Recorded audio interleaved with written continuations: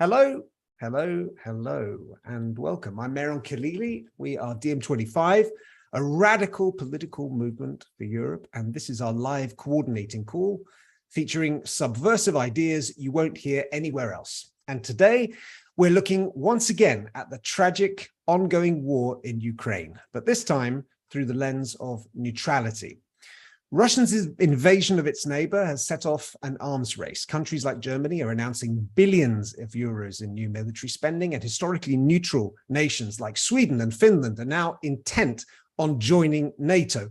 And polls indicate that many of these moves have broad public support. The world certainly feels vastly more dangerous than it did a few months ago. But since the beginning of this war, we at DiEM25 have taken a very different view to many people, including many progressives. We condemn Putin's horrific invasion of Ukraine and we stand firmly with its people. But instead of pushing for escalation or what amounts to it with a nuclear power, as many are doing from the sidelines, we call for a deal to be struck, a Russian withdrawal and a negotiated settlement guaranteed by the EU, the US and Russia in the context of the United Nations. Anything else, we said, is warmongering. And about 2 weeks ago, our own Yanis Varoufakis, together with Jeremy Corbyn and the Turkish author Temelkuran, announced the Athens Declaration, which takes these ideas to the global level and calls for a new non-aligned movement for peace. So today in this call, we're going to be unpacking this view and this declaration, which should be rather uncontroversial, but which in these very polarized times has ignited some passionate debate. Can an independent Europe really lead the way towards peace? And does neutrality mean indifference in the face of war and all the suffering that follows? These are the questions that we'll be discussing today. Now, you out there, we're not shy of having a debate. So do you agree with this? Do you radically disagree with this? Do you think we're crazy? Put your thoughts, comments, rants, questions, concerns in the YouTube chat, and we'll put them to our panel. Let's kick off right now with Yanis. Yanis, over to you. Thank you, Mehran. Thank you so much. I'll go straight to your question. Does being non-aligned in this world, or indeed during the Cold War, does it mean that you're neutral? Absolutely not. In the face of a crime, we would be absolutely without an excuse or moral grounding if we remained equidistant, if we kept an equal distance from the perpetrator and the victim. This is why DiEM25, as you said, Mehran, from day one, minute one of the invasion of Ukraine by Putin, we made it absolutely clear that we condemned that invasion, that we condemned Putin, that the only person or power responsible for that outrageous act of violating a people and the country was Putin. We rejected even the view that NATO caused it somehow by antagonizing Putin. Putin was not forced to invade. Ukraine was forced to suffer the invasion. So this is very clear. I cannot make it more abundantly clear than that. Let's be clear on this. At the same time, we have a United States, on the other hand, which is supporting Ukraine. It is arming the Ukrainian army. A United States with its own long history of violations of sovereignty, of crimes against humanity. Where does one start? From the coup d'etat in the 1950s in Iran that overturned Mossadegh and put Iran onto the path of one authoritarian regime after the other, the coup d'etat here in Greece, the support of the fascists in Portugal, that's all American doing. Let's not go to Latin America or Vietnam for that matter. Invasion of Iraq, much more recently, Afghanistan. This United States, taking the mantle of the moral superpower. Okay, let's keep an eye. Okay, let's keep an open mind about this and look at this situation. As we speak, the United States is not participating in the war. NATO is not participating directly in the war. Indeed, NATO is playing today the role the United States played before the Japanese attacked Pearl Harbor, arming its allies in Europe, but not having skin in the game. Now, under these circumstances, urging the Ukrainian fighters to deliver a final victory against Russia is on its own a major violation of logic and of the interests of Ukrainians. Now, there's no doubt that most Ukrainians would love it if their army defeated the invading Russian armies, if they managed to push them all the way back, maybe all the way to Moscow. However, to place a bet, as Washington does, on Ukraine on its own, maybe armed by the United States, with its own man and woman power, pushing Russia back, and not just pushing it back, but effecting a regime change in Moscow that will bring, not only will it succeed in overthrowing Putin, but it will bring on a new strongman who not only will overthrow Putin, but who is going to prove much friendlier to the West and to Ukraine. Now, that kind of wager is the one that only a very foolish gambler will ever place at the roulette table. From where we are standing, what we're looking at is industrial scale war, industrial scale destruction in Ukraine. We're talking about massive movements of equipment, of tanks, of armaments, of troops, the annihilation of a large part of Ukraine, thousands of people dying, being maimed, a whole process of destruction, which, let's be rational and cool-headed about that, is heading in one direction if left to its own devices. At some point, Vladimir Putin, once he has dug in the coastal areas from Crimea through Mariupol all the way to the Russian border, and once he has achieved military goals that he can achieve, given that he's not doing really very well militarily in relation to his original aims, he's going to simply dig in and declare a ceasefire. And at that point, what do we do? What does the West do? Do they keep sending weapons to Kyiv so that at some point maybe a refurbished Ukrainian army manages to push the Russians back? Until when is this conflict going to continue?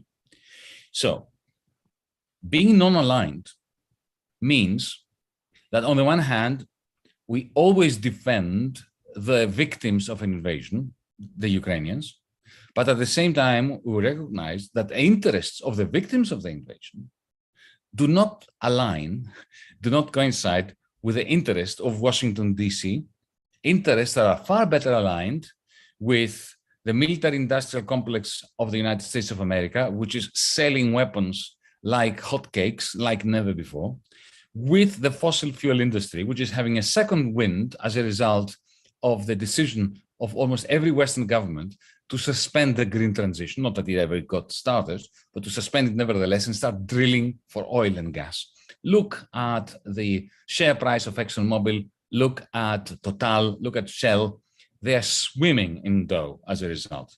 So the interests of those villains of the peace, of the fossil fuel industry and the military-industrial complex, are aligned with a strategy of pushing Ukrainians to a quagmire, a cross between Afghanistan and Cyprus, a constant, permanent, frozen conflict that will be detrimental to the people of the world, to Africans, to Indians, because of the new hunger which is happening as a result of the fact that fertilizers and grains that were being produced and exported by Russia and Ukraine no longer are available to the developing world. We have a Europe which is becoming more reactionary, more fragmented and poorer every day, giving rise only to ultra-right-wing movements.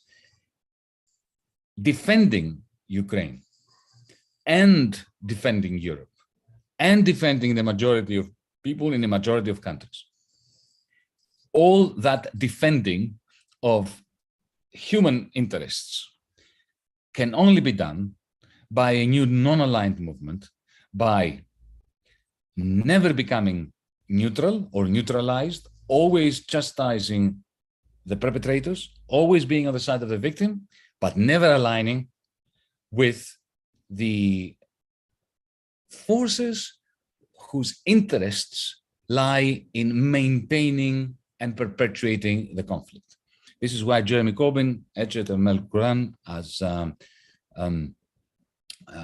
Mehran said, and myself put forward the Athens Declaration a couple of weeks ago.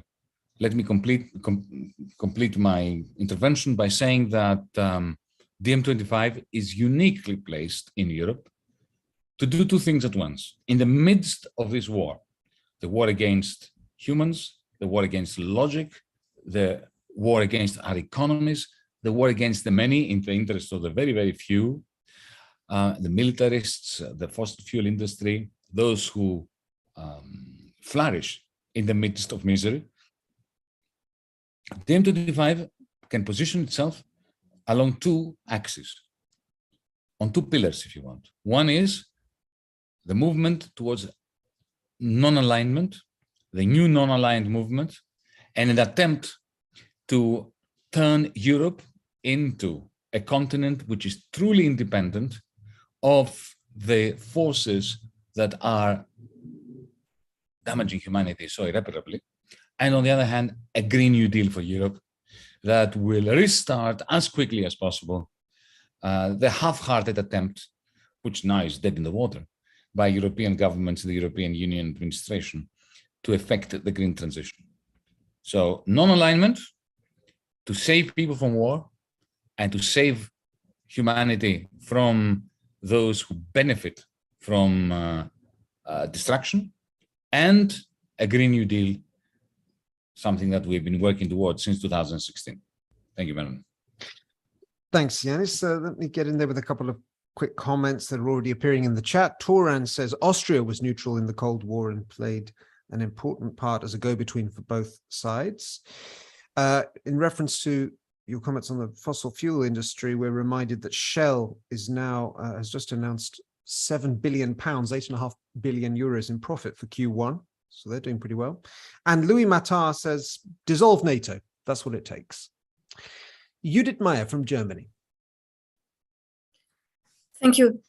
I would like to add that maybe it's a bit, it's sad really, because I believe that one part of this conflict is really a too rosy picture that some people in Eastern Europe may have of the West in general, or the EU in particular. You recall all these claims that Ukraine is defending the whole Western world, which was not seen that way by the majority of people in the US or the EU. Claims to a lot of funds. Just today, or was it yesterday, Zelensky said that he's expecting about 500 billion euros for the rebuilding of Ukraine. And I don't know where he's getting that from, because I guess it's the propaganda of the EU working well, way too well, because someone should tell him that the EU does not do funds. Its first boss move is to claim funds that it already used and say they now have another purpose, as just happened with the Recover EU. And the second boss move is to provide funds only as debt at interest rates or other terms that are not better than what you can find on the market. So these 500 billion, the EU could not even find this money for preventing climate change in Europe, or to improve our green industry here in Europe, in order to protect cities that are at risk of rising sea level. So I really do not see that happening. Obviously, we should push for everyone to pay for the rebuilding of Ukraine, but I really do not see the EU providing that kind of money for the industry of a country that is not even in the EU. So I think that this may be part of why he Zelensky can get away with not agreeing to sit for negotiations. You recall the Russian government announced that they would be very happy to continue negotiations for a ceasefire. And this time it was the Ukrainian side saying they are not currently interested in negotiations. And I think that this may be because of this wrong picture, which of course is projected by the West, but someone should wake these people up and say, no, it's not going to happen. The West will allow the Russians to destroy your country and kill a lot of Ukrainians, but the West will be absolutely absent when it comes to providing any significant relief. Thank you, Judith. Johannes Fehr from Germany as well. Thank you. And yeah, thank you, Judith, for adding those things, those points.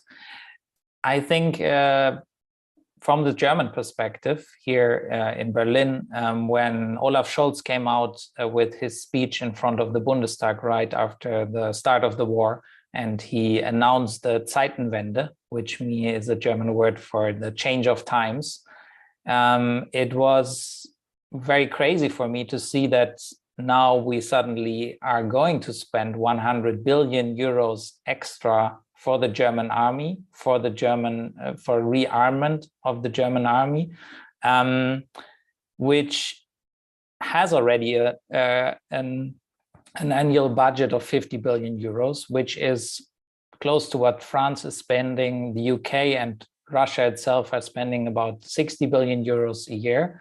So to actually, make sure that you can defend yourself, this money doesn't really seem to be needed. I think rather, to me, it seemed like this plans have been in the drawer for a while, and now was the perfect moment to actually take them out. Same goes for actually projects that are being built now, LNG terminals for liquefied gas in the north of Germany. Even thinking about oil drilling in the north of Germany by the Greens in the local government and in the government of Germany, which, like Yanis already mentioned, are plans that also in the oil and gas industry, I think are, the opportunity now will be used instead of investing heavily in times of a looming climate crisis into infrastructure that has been crumbling in Germany for years. Wages have been stagnating. This is things that we need to invest in. And that is what we have been proposing all along with our Green New Deal. And this is, I think, what we are going to fight for with Meta 25 in Germany. And of course, also with DM25 in Europe. Now with the new non-aligned movements that we are pushing for, I think it is a good combination and the only right choice, even though it is, of course, hard in times of war, because, we've all lost already when the war was starting. Thanks, Johannes. Amir Kiyaei, our policy coordinator based in The Hague. Amir. Thanks, Mehran. And good thing you pointed out, Johannes, the issue of the military spending by Germany, the increase, because obviously what that spurns is an additional growth in military spending elsewhere. Macron on his, his re-election campaign, he mentioned the additional increase in defense spending. So, as the countries are beginning to increase the spending, neighbors maybe at some level also feel additionally threatened, of course, if things go the way they go with the globe, and it spirals out of control. That, of course, again means less money for what society really requires. There's around 300,000 open positions for kindergartens in Germany. There's that hundreds of thousands of German children cannot go to kindergarten. It's the same scenario in the Netherlands. Childcare is the issue. The ratio, there's a 25% shortage of teachers in the Netherlands, but somehow, again, our cabinet of Prime Minister Rutte has managed to find additional funding for the military. And this includes taking money away from the climate change budget, which was just announced a few days ago. So we're going to reduce our money to fight climate change, and we're going to shift it to further militarization. And the issue with all of this is that this is paid for by us. It comes from our money, our pockets. And this is adding, it's all government debt, and it's adding to our public debt, and of course the future generations that are going to be even in more debt. And generally speaking, spending on the military and the whole military institution is of course very opaque. The Pentagon, for example, has never managed to successfully pass an audit. Now let's assume that could be the case. Even by their own internal financial standards, there's enough mismanagement of funds. Same with the European Peace Fund, managed by the European Union. It's subject to no democratic, if you like, oversight by no institution. Even the European Parliament cannot access and have an overview of that fund. And half of it has already been released for the war in Ukraine. And we have to be really careful about this, because history shows us what happens when we go to further militarization. And let's take the case of Afghanistan. 20 years of war in Afghanistan, over 20 trillion US dollars has been spent on that war by US and NATO allies. And what did it lead to? An overnight departure by US forces, leaving all the weaponry to the Taliban. And who's taken over? The enemy has taken over the weapons, the American weapons. And it's a similar situation that's happening in Ukraine. We're looking at easy smuggling of weapons to faraway conflicts, or reverse engineering of those weapons to be used against the West in the future. So the more we send, the more blowback we're going to have. Thank you, Amir. And a question perhaps for you, Judith, because you also referenced this, the current debate on Ukraine. I mean, everything that's been said so far in this conversation seems very sensible to me. I mean, obviously I'm biased, but why then are so many people out there calling essentially for what amounts for escalation? The Guardian editorial a couple of weeks ago really crystallized that view, that we should be pushing for Ukraine to have some kind of, as Yanis was talking about, a final victory. What is it? Is it the success of Zelensky's tours by video link? Is it propaganda? Is it the idea of just socking it to the bully, which is very powerful in today's social justice discourse? What is it exactly? What do you think is behind that? Well, yes, Zelensky is of course very powerful. I noticed that he can adapt his body language to the customs of the country that he's speaking to. If you watch his video addressing Japanese people, he almost looks Japanese, like Ken Watanabe. And when you look at his video addressing the Italians, he looks Italian. It's quite amazing. So of course he's a likable person, and of course sticking it to the bully is a very strong sentiment. But I think it's also because of the media.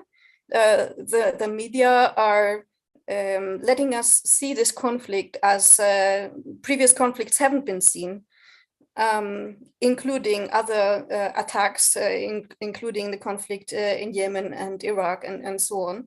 And of course, the media are not quite honest when it comes to explaining what it would really mean. No-fly zone.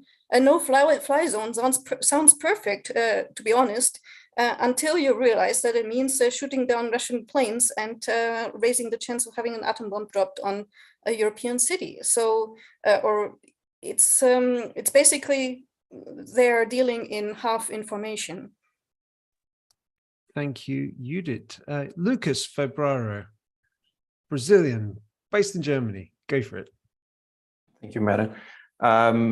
I wanted to mention something that has stuck with me since I saw it and makes me wonder why we're not seeing this being reported. And, a bigger deal made out of this, as I think it is what I think should be happening, which is a report that came out a few days ago, last week, if I'm not mistaken, that some some minutes leaked from a meeting that happened in Brussels in March that revealed that the president of the European Commission met with CEOs from 6 of the largest fossil fuel companies in order to coordinate a communique on energy policy as a response, and energy policy changes as a response to the outbreak of the war in Ukraine, which is unbelievable to me. You know,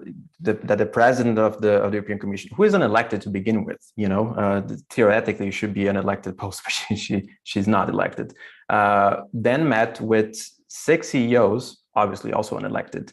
And I would say, you know, going out on a limb here, but I will guess that they have vested interests in the energy policy happenings of the European Union to coordinate this. And it wasn't the first meeting. They meet, you know, it's pretty much common for them to have scheduled meetings. That one is particularly egregious because it was to coordinate a communique that went out on the same day. But nevertheless, I think it just emphasizes the fact that there's this wonderful coincidences that happen, that it seems like everything that is bad and horrible that happens in the world for common people is a bonanza and, you know, a blessing for the few, for the 1%, basically, and an opportunity for them to get even richer.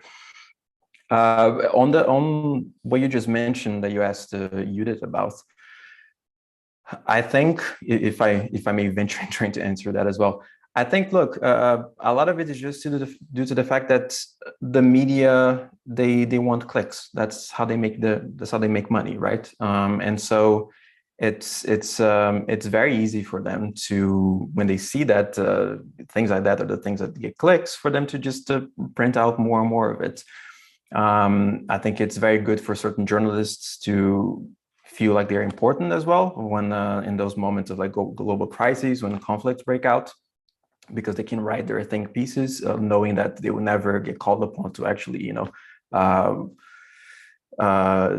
try to walk the walk of the talk that they're advocating for. You know, it's one of the reasons why the liberal media in the US, by and large, love Donald Trump, in the sense that they would publish things about Donald Trump, even though he's the president of the United States. Compared to other sitting presidents, it was just day in and day out. After he left office as well, it's continued, because that's what got the clicks and that's what got the ratings on cable news. And so, even though obviously personally the ideology of those journalists, you know, I have no doubt that it's not aligned with Donald Trump. At the end of the day, it's what gets the attention, it's what gets the clicks. And I think it's the same here. You know, the more you treat this war like it's something that's happening in another plane of reality, like there isn't actually, you know, people dying. It's just a bunch of heroes against a bunch of invaders, and you just treat it like it's a Marvel movie almost. That's what gets the clicks, and that's what gets people going. So they do more of it. Unfortunately, that leads to some of the consequences that we see in public opinion these days. But I will end on encouraging notes, because you mentioned the editorials that we've been seeing since the war broke out. Well, there was an editorial by the New York Times a couple of days ago that shifted the tone a little bit, and basically, in a nutshell, it said that America's involvement in this war can't be, you know, for an undertournament. Biden needs to set out the terms of what the Americans' involvement in this war is going to be, and he needs to make those terms very clear to Zelensky and to Ukraine. Which, you know, is a drastic change of tone compared to just a few weeks or a few months ago. And I think it's a positive thing, that this recognition that you can't just promise Ukraine the world while knowing that you're not going to go get into a direct confrontation with Russia, because that won't serve anybody's interest. Everybody's just going to be destroyed in a nuclear war if that happens. So I think that's positive. And to finish off with, I was just thinking early in this discussion about a quote that sort of stuck with me from a discussion that we had a few days after the war broke out here on our YouTube channel, in which we had this special episode to discuss it, in which one of the guests was Vladimir Yushchenko, who is a scholar on Ukraine, and he said something to the effect of sending arms to people who are fighting for their freedom and for their existence is probably not the worst thing, but only if that's accompanied by diplomacy, which is what is actually going to bring an end to this war. So right now we're seeing a lot of the former. We've seen a lot of promises to send weapons and heavy artillery, things like that, but not a lot of diplomacy. So that's what's really concerning, and that's what we need to change. Thank you, Lucas. A couple of comments from the chat here from Clovis. US foreign policy in this case is endless war as long as it's not happening in their country. Someone else says that, Ross says that arming the far right militants in Ukraine is not going to be healthy for us at all. And another comment from Trevor, which is that non-alignment is all very well, but that does not stop tyrants from invading you. And even neutrals will eventually have to decide if they want to defend democracy or not. Everything else is horse shit. Okay, so if anyone wants to comment on those positions. Well, can I take this? Please do. Take the horseshit one, Yanis. Just the last point. You can see the conflation there again between non-aligned and neutral. Our friend assumes that to be non-aligned is to be neutral. It assumes that you never fight. We're not talking about appeasement. We're not talking about taking a position that you should never take arms or that you should never intervene militarily in favor of somebody who is being attacked. It means that we are not of the view that military blocs like NATO are spreading security. We believe that military blocs like NATO are spreading insecurity, that they're increasing the chances of conflict, they're increasing the chances of being invaded, that they're increasing the threats to democracy. Let me remind our friend that I was born in a country which was a member of NATO, but still had a fascist dictatorship. I will also remind our friend that I, and Beral, we are citizens of two countries who are both members of NATO and who have been at war a number of times and may be at war tomorrow morning, even though both of us are in NATO.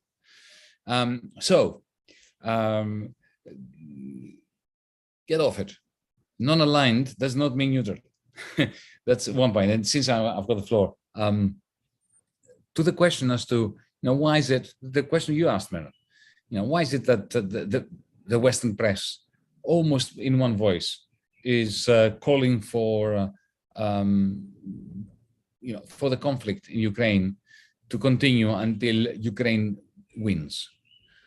Why are they taking such a militaristic position and a highly irrational one? And you mentioned The Guardian. Well, the track record is clear. Every single time the West has pursued a homicidal, stupid, failed imperialistic war, The Guardian, The Times, the whole press has fallen in line. I remember very vividly with the Iraq war, when there were demonstrations in London, in Rome, in Athens, in Paris, everywhere, before George W. Bush invaded Iraq, because we knew it was going to happen. So we demonstrated across the world. We had millions on the street. And the good newspapers that I mentioned, The Guardian being one of them, reported the peace movement very positively, had good things to say about sensitive people going on the street, arguing, not in our name, don't invade Iraq because of what happened in New York City with 9/11. It's going to have to do with Iraq, as we know. There are no weapons of mass destruction, and that's just a poor excuse for invading Iraq. So they were reporting all those things greatly, until shock and awe happened, until the invasion happened. That moment, you look at the headlines. wall-to-wall support for imperialism, because we have to follow the money. This is not individual journalists going apeshit about war.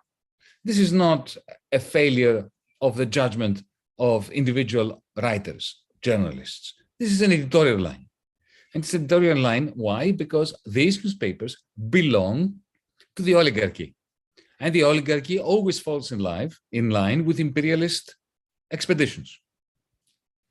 It really is very simple. And so tragic. And there is also this feeling that once war begins, that now is not the time to dissent. We must forward in line because we're under attack. And it's such a spineless approach from journalists whose job it should be to hold power to account. And in the end, you see, the only thing that will cause dissent is diverging economic interests. Already we see, since we are a European movement, we already see that the summit, the EU summit, is going to produce absolutely nothing, because Orban says no to not buying oil from Russia.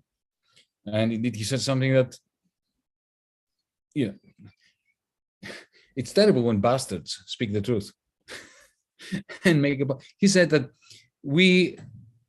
the oil we buy from Russia, meaning the Hungarians, over 6 months is less than the energy that Germany buys in one day. So that was hypocrisy. So you can see that the Western alliance is already fragmented. It's going to fragment a lot more. Did you notice that the most progressive response to this question, should we now sue for peace or maintain the war? This is a question that we're discussing tonight. The most progressive answer to that, other than DiEM25, came from my old nemesis, Mario Draghi, former head of the European Central Bank, currently Prime Minister of Italy. He came up with a proposal which was straight out of what we're proposing, just entirely the same. A very decent proposal along the lines of what we're saying: ceasefire, withdrawal to pre-24th February, borders, a neutral Ukraine like Austria was in the Cold War. Those things that I've been saying since the 24th of February. And of course, he's only doing that because Italy's economy is tanking as a result of this war. So dissent only comes in, not as a matter of principle, but as a result of the divergence of oligarchic interests within the European Union. This is the tragedy of the European Union. Thanks, Yanis. A couple of comments from the chat. Toran again says, the arms and banking cartels are the only ones who truly win in any given conflict situation. And Mabruk asks, what is DiEM25 going to do to differentiate itself from pro-Russian parties / movements? As often in the current climate, being neutral is often described as pro-Russian propaganda. Well, given that we've already answered that non-aligned does not mean neutral, but there may still be some clarifications we can make about what is the difference here between what we're proposing and just cheerleading for Putin. Erik Edman, who I think is just going to join us via audio. Erik. That's right. I'm joining you from outside an airplane gate. So apologies for the somewhat aggressive picture that I've chosen. I'm actually quite nice. Hi, everybody. Yanis covered quite a few things of what I wanted to say. To what Mabruk said, really, there isn't much to add to what we have already been doing. I mean, from the very first comment that we've made on the escalating crisis in Ukraine, which developed in a full-scale invasion, we have always been very clear that we are against Putin. There is no excuse to the invasion of a country. There's no excuse for violence. There's no excuse for war. So that already, I think, gives us all the foundation we need. The deeper problem here, and I think that's what Mabruk is hinting at, is that the moment you start diverging from the mainstream narrative of, absolute condemnation of Putin and all solidarity to Ukraine, help Ukraine win the war, do whatever it takes, etc., and not seeing the bigger picture, i.e. the role that we in the West have played in this crisis, that automatically stigmatizes you as being pro-Russian. automatically, without any kind of serious critique or analysis. And that is really the deeper problem. It's not that we need to differentiate ourselves from genuinely pro-Russian parties and movements who are supporting what Putin is doing in Ukraine. It's the fact that the moment you try to have a more nuanced, balanced position in a time of moral panic, which is what we are seeing in Europe right now, you're being immediately seen as one of them, part of the enemy. And it's exactly at times of war when this kind of narrative needs to be opposed, because it is that kind of narrative that creates the foundation for a broader war. It creates a kind of foundation that other governments would need in their own societies in order to excuse deeper involvement in the war in Ukraine, boots on the ground. And that is, we need to oppose that kind of polarization of the narrative at all costs. So that's one point. Now, that polarization, I think, to answer a previous question, is also happening because after the collapse of the Soviet Union, we've been living in a unipolar world where America has painted itself as sovereign, as successful, as the victor, and there is no other side. And I'm in no way being nostalgic now about the Soviet Union, but what that means is that we're now in a situation where countries that used to be neutral during, the darkest days of the Cold War, like Finland and Sweden, they were pillars of that kind of, non-aligned position. They are now wishing to join NATO.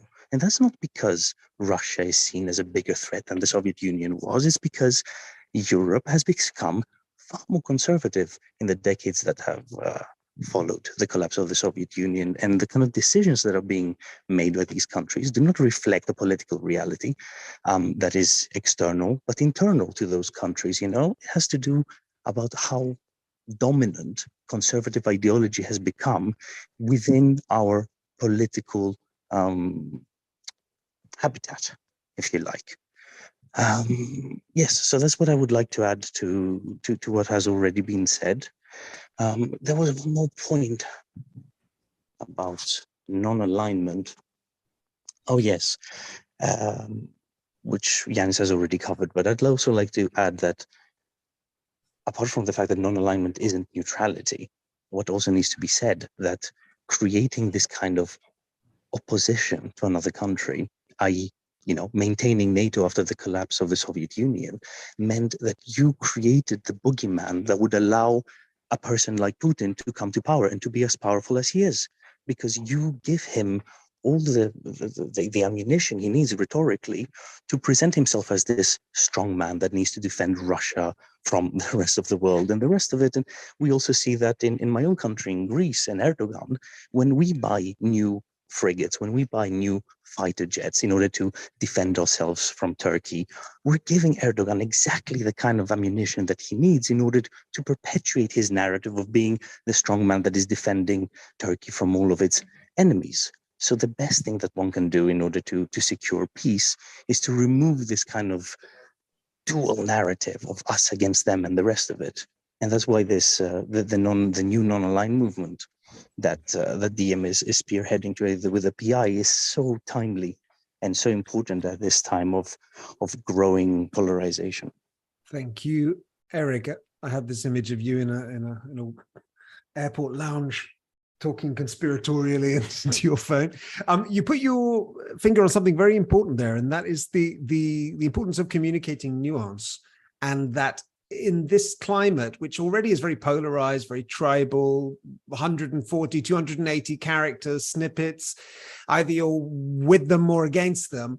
In this, when you add war to that polarized climate, then it becomes even more challenging, where people are just looking for simple solutions. So perhaps I can bring Lucas in, our communications coordinator. How could we better communicate nuance? I mean, we see here, even in this conversation, where you can see our faces, and Yanis, who's a very good speaker, explained exactly what the non-aligned movement was about, and yet there was still confusion among some people in the chat about saying that it implied neutrality. How can we clarify these things and be able to convince in this environment, Lucas? Well, look, I'm not going to pretend that I'm hugely experienced in this, in the sense that I wasn't around doing this at the time of the war in Iraq, or at the time of the war in Afghanistan, or Vietnam, or the first Gulf War, and so on and so forth. So it's been quite an experience to attempt to do that in the face of a war breaking out, in the neighborhood, essentially, because this is the Democracy in Europe movement. So my take on it essentially is, in the early days, it's basically impossible to communicate it effectively, in the sense that you're likely to win a lot of minds and a lot of hearts, regardless of how you try to phrase it. Of course, there's some ways are worse than others, but the frenzy, just the confusion and the emotions, they're too heightened. It's just not going to work, and people are going to break into camps. And to an extent, you just need to accept that fact. And then I think the most important thing is not to give up, not to then feel like you must align with one of the camps in order to be heard. You have to trust, and this goes beyond communications, of course, and what words you choose to use. This is much, much deeper. You need to trust your analysis. You need to trust what's right, what's going to be evident that is or was right in the long run, and you need to stick to it. So I feel like, in terms of how do you try to weather the storm in the meantime, I think one good example is that's very pertinent to the discussion that we're having here, is this talk about non-alignment and neutrality. Neutrality is a very difficult term to use in times like these, when there's a war of choice, a war of aggression from one country against another. It's very difficult to say and to explain that you advocate for a quote unquote neutral position in the face of this. But I like what Yanis mentioned, for example, and what I've seen other people mention, especially left-wing activists and politicians from the global South, in trying to explain that neutrality doesn't mean neutrality in the face of aggressor and victim, or colonizer and colonized, or war against peace. No, we align with the victims. We align with the colonized, with the oppressed. We align with peace against war. We just don't align between armed blocs that are not going to help the political situation in the long term, and are only going to cost more lives. So I think that's a very nice framing. It's quite it's beautiful even, and I think it's an example of nuance that's very well communicated in times like these. But like I said, I think to an extent you just need to be honest, and you need to accept that it's not going to be a very popular opinion, because it's not very popular to have nuance in times of very heightened emotions in any area of life. But I think if it helps, just think about history, and if you're old enough to have been, at least in your adolescence or in your late childhood back then, what the mood was during the invasion of Iraq and how it has shifted now. I would guess that the vast majority of people who were in favor of it back then now see that it was a massive mistake that cost a lot of lives. Same thing with other wars throughout history, very recent wars, historically speaking, of course, the Vietnam War, the first Gulf War, both invasions of Afghanistan, both by the Soviet Union and by the United States, and so on and so forth. Libya, to give a more recent example. So I think in the long term, the position for peace against war and for diplomatic resolution, instead of just arming people and hoping for the best, proves itself to be the right choice. So you just need to trust that it will reveal itself as the right choice with time. Thank you, Lucas. It's challenging indeed. And you out there, if you'd like to read our Athens Declaration, the links are in the chat right now, and you can also go to our website, dm25.org, to have a look at that. There's also links that we've been discussing in real time. They're being posted onto the chat, for example, the New York Times editorial that's been referenced. Dusan Pajovic, our campaign coordinator. The floor is yours. Montenegro. Thanks, Mehran. As I assume all of you and majority of our viewers know, I'm all up for demilitarization, for redirecting those funds towards the green transition. But I would also like to say today that I'm glad that non-alignment doesn't mean neutrality, because I'm not that much of an optimist when it comes to wars and stopping wars and so on. And I think we need to have certain mechanisms that defends the victims away from aggressors. I'm coming from a really conflictual region and really conflictual country. In Montenegro, we have wars every 30 years in average, and we haven't had one in 30 years for now. So we hope that will stay that way. But what I wanted to say is that unlike many of the viewers, I assume, I come from a country that is under direct bad influence of Russia through the Orthodox Church that's placed here. And even European Commission recognized this in their latest report, where they say that Russia should keep their hands away from Montenegro. They were they were trying to stage a coup in 2016 as well, in order to prevent Montenegro from joining NATO. But, and I mean big but, I'm not a supporter of NATO.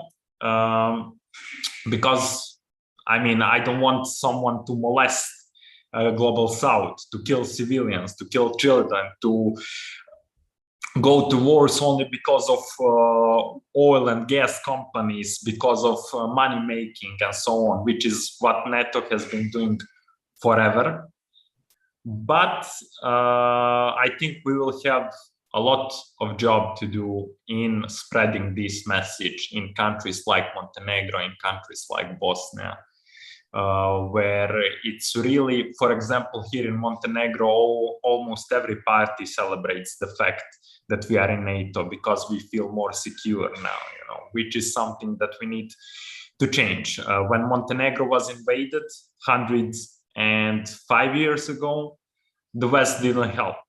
And now they think if something bad happens, the West would help because we are a member of NATO now, which may not be even the case. But to put that aside, everyone was wondering in the siege of Sarajevo, what is West doing and why doesn't the West help?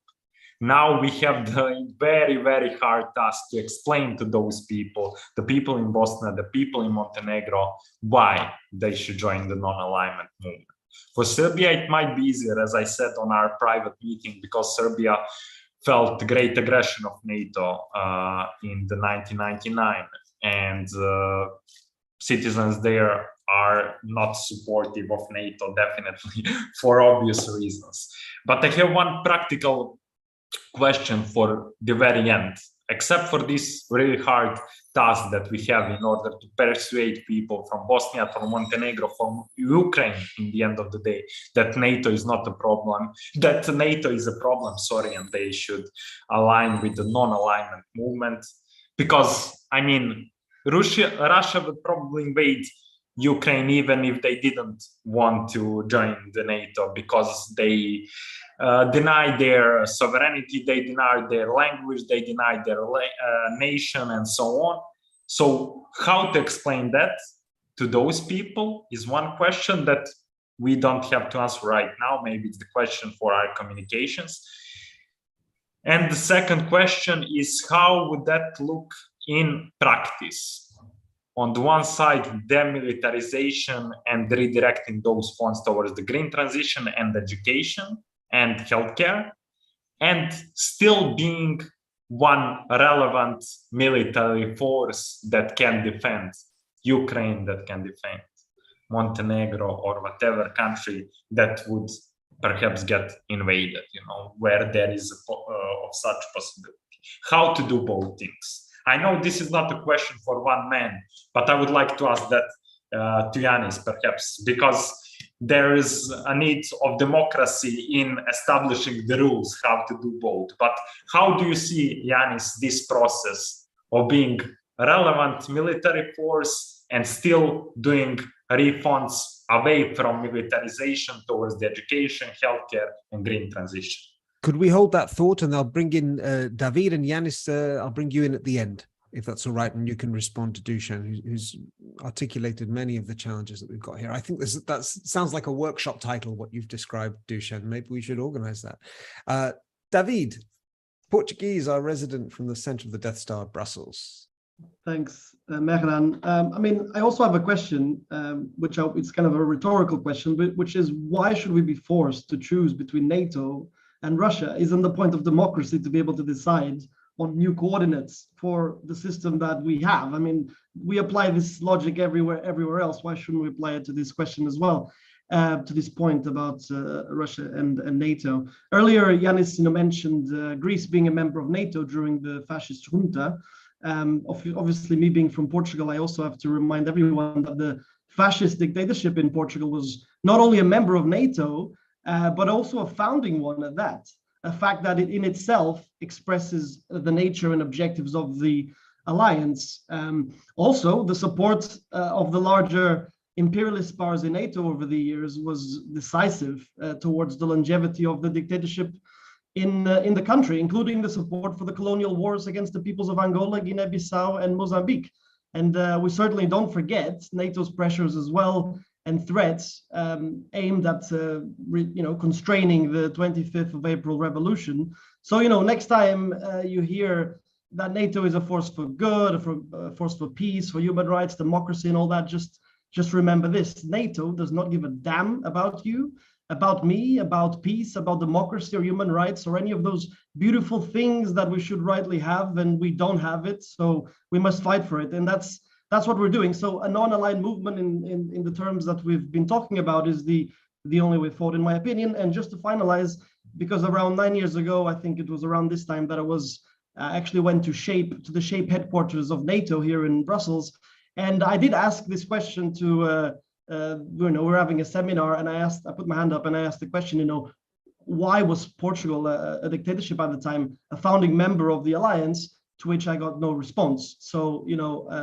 anyways, it's just an anecdote, but just thought I would let you all know about that. Thanks. Thank you for that. We're at the top of the hour. Yanis, some closing words from you, if I can. I thought that Beral had a question. Oh, did you have a question, Beral? I didn't see your hand up. Forgive me. If you have, I would love to bring you in now. Go. I think there is war all over. Today, 5 soldiers die on the Iraqi border, fighting against so-called PKK. So, and I heard in the televisions here that there is some, negative relation between Mr. Mitsotakis and our president. Do you know anything about it, Yanis? Yeah.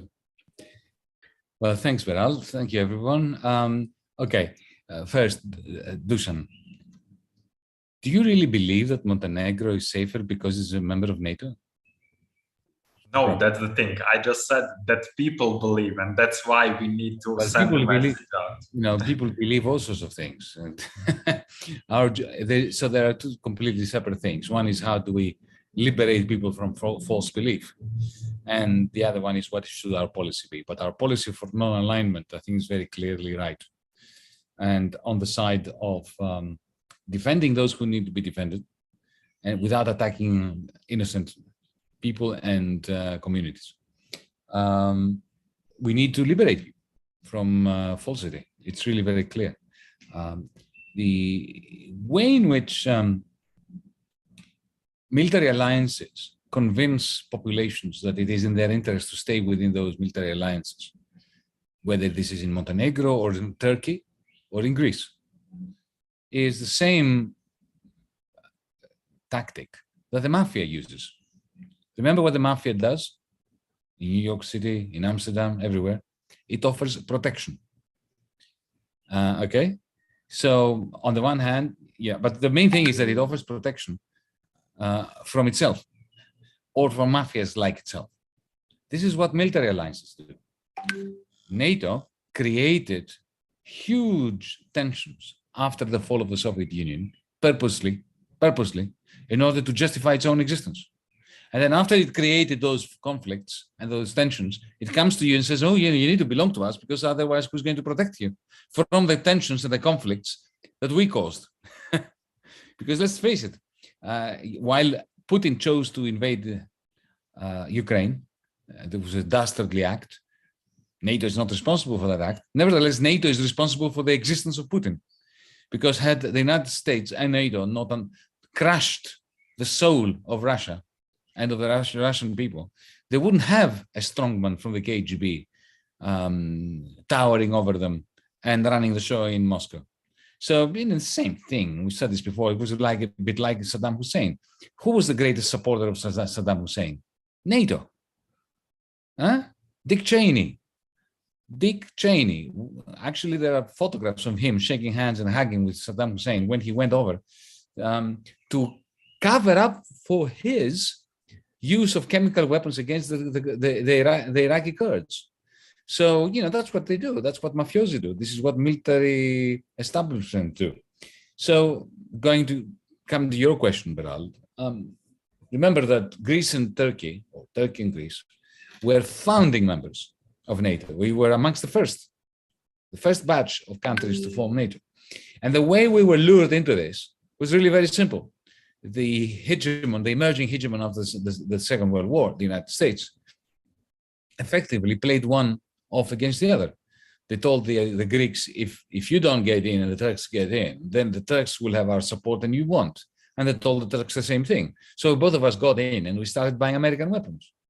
And now if you look, just take a look, you can do it on the internet, at the Greek Navy and the Turkish Navy. They are identical. They have the same ships from the same shipyards in the United States. They are second-rate ships, third-rate ships that the Americans don't want.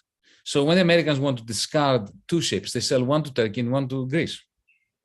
Okay? And at the same time, they are not protecting either Greece from Turkey or Turkey from Greece. You see, we are belonging to an alliance that's not protecting us, that is causing us to fight one another so that we both buy the weapons that they sell without protecting us from each other or allowing us to come together and to forge a proper alliance. So this is how mafias work. This is the message that we need to put across. Countries like Sweden, Finland, Austria managed to escape all this during the Cold War.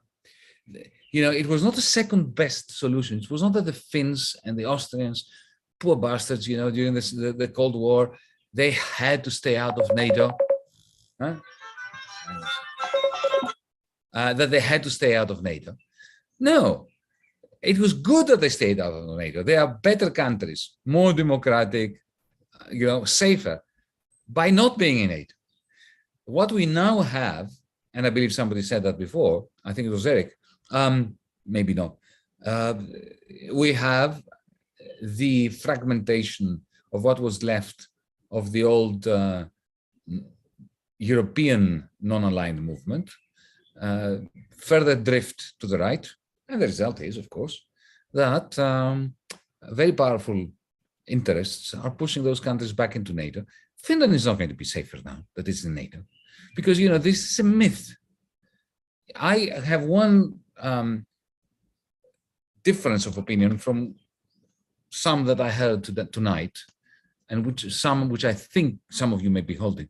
Look, I don't really believe there's any chance of nuclear war. I don't think that even if the United States were to attack Russia, that Putin would use the nuclear, that he would unleash nuclear weapons. I don't believe that America would unleash nuclear weapons. I don't believe that Britain would ever release nuclear weapons. There is a fantastic episode in Yes, Prime Minister, anybody who's seen it. When the new guy becomes prime minister and he's given the codes for the nuclear weapons of Britain, and he feels really very strong and powerful because he's got nuclear weapons to play with, right? He can press a button and destroy the world. And one of the people that he's talking to says to him, "So, Prime Minister, why is this useful? Would you ever use them?" He says, "Of course. If we're facing an existential threat from the Soviet Union, I would press the button if they did." I said, and the guy starts giving him scenario, right? So hang on a second, Prime Minister. If the Russian army enters Poland, will you press the button immediately to destroy the world? He said, no.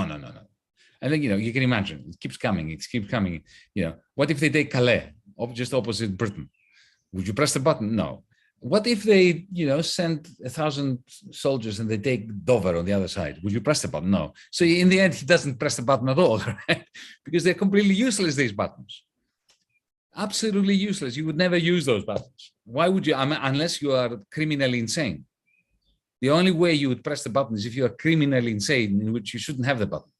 So I don't believe that it was ever a case of nuclear war. And it's not that NATO is not getting into Ukraine because they are worried about nuclear war. They are worried that they will be caught up in the same quagmire that Napoleon and Hitler. You don't invade Russia. It's a bad idea to invade Russia. The Russian winter will always win in the end, even if you take Moscow.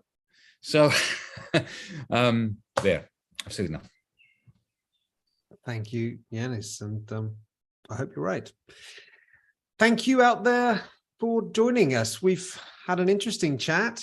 We've talked about a rather lonely, but I think eminently sensible view at DiEM25 of a negotiated peace settlement for Ukraine. We've talked about what might be behind this pseudo-religious belief in the West to escalate and help Ukraine towards a final victory that nobody can really describe over Russia and nuclear power. We've talked about our new policy of non-alignment, not neutrality, but non-alignment, the so-called Athens Declaration for peace globally. And we've talked about lots of side topics, like how could we convey that kind of nuance in these polarized times, these very tribal and emotional times of war and well, heavy emotion, let's say.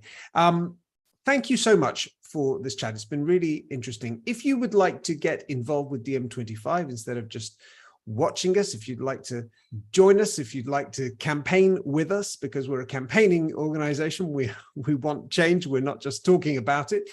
Go to diem25.org/join, become a member, support us, and very quickly you can be inducted into our ranks and hope to bring about the kinds of change that we've been describing today. Thank you again, and we will see you at the same time, same place, 2 weeks from now.